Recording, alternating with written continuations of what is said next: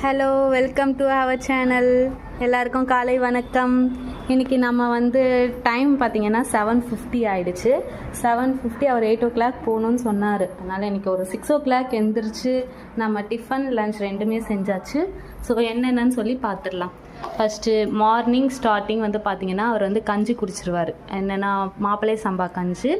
And next என்ன சாப்பிடுவார்னா டிஃபனுக்கு multi grain பச்சை பயிறு அதெல்லாம் நிறைய சேர்த்து தோசை. அண்ட் அதுக்கு தொட்டுக்க கார சட்னி.